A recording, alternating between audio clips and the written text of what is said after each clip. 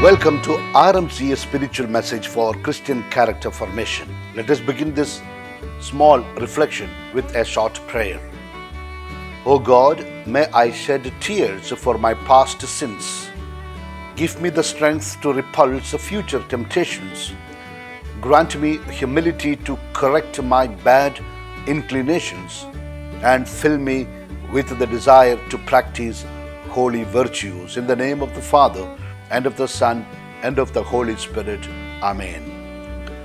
My dear friend, Pope Francis spoke on the dramatic conversion of St. Paul, saying that it should remind us that God has a plan for each of our lives.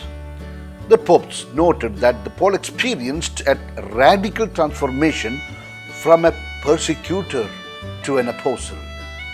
How often in the face of the Lord's great works does the question arise, how is it possible that God uses a sinner, a frail and weak person to do His will? And yet, none of this happens by chance, because everything has been prepared in God's plan. He weaves our history, the history of each of us. He weaves our history, and if we correspond with trust to His plan of salvation, we actually realize it. He observed that Paul began the letter by reminding the Christians in Galatia, present-day Turkey, of his deep love for them.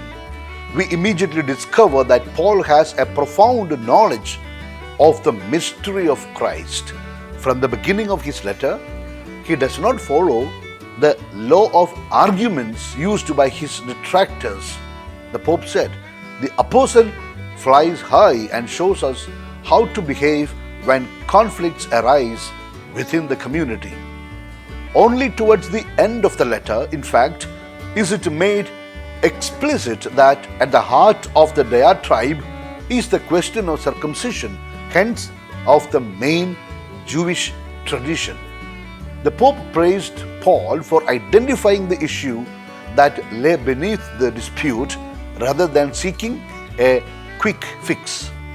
Paul chooses to go deeper because what is at stake is the truth of the gospel and the freedom of Christians, which is an integral part of it, he said.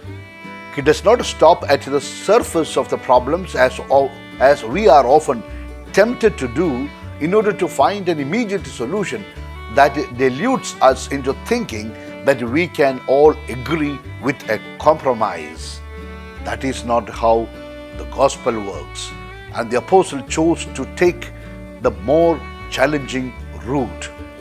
Paul reminded the Galatians that he was a true apostle, the Pope said, by telling the story of how he was called by God on the road to Damascus. On one hand, he insists in underlining that he had fiercely persecuted the church and that he had been a blasphemer, a persecutor, and a man of violence. 1 Timothy 1:13. On the other, he highlights God's mercy towards him, which led him to experience a radical transformation well known to all.